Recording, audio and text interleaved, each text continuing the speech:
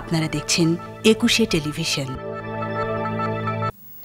মৌলভীবাজারের শ্রীমঙ্গলে ডিসেম্বরের শুরু থেকেই শহীদদের শ্রদ্ধা জানানো হচ্ছে মুক্তিযোদ্ধা বিরাজ সেন তরুণের তৈরি ছোট্ট শহীদ মিনারে। আগ্রহীরা ছোট শহীদ মিনারে ফুল দিতে এসে তরুণের দুর্লভ চিত্রশালা দেখে মুগ্ধ হচ্ছেন। নতুন প্রজন্ম উদ্বুদ্ধ হচ্ছেন মুক্তিযুদ্ধ ও অসাম্প্রদায়িক চেতনায়। মৌলভীবাজার প্রতিনিধি বিকুল চক্রবর্তীর রিপোর্ট জানাচ্ছেন সমর ইসলাম।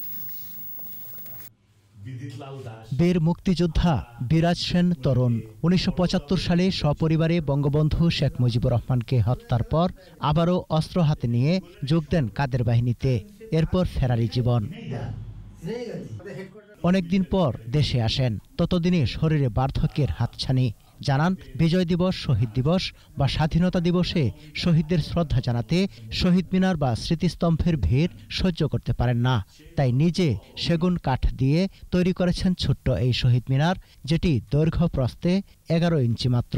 যারা এই স্বাধীনতা আন্দোলনে দেশ বিদেশে থেকেও আমাদেরকে সাহায্য সহযোগিতা করেছেন, তাদেরকে যদি আমরা স্মরণ না করতে পারি, ইতিহাসটাকে আমরা সম্পূর্ণ রূপ দিতে পারবো না।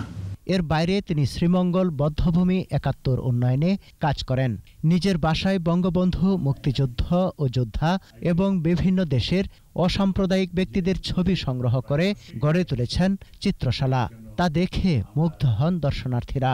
এখানে অসংখ্য মুক্তিযুদ্ধের ছবি আছে, এটা দেখে আমি খুব আনন্দিত হয়েছি। ৭১ সনে সংগ্রহ এবং ৭৫ সনে বঙ্গবন্ধু মৃত্যুর পরে যে প্রতিরোধ যোদ্ধা গড়ে উঠেছিল, তাদেরও ছবি এখানে। এটি দেখে আমার মনে হচ্ছে ভবিষ্যৎ প্রজন্ম দেশ গড়ার কাজে নিজেদেরকে নিয়োজিত করবে।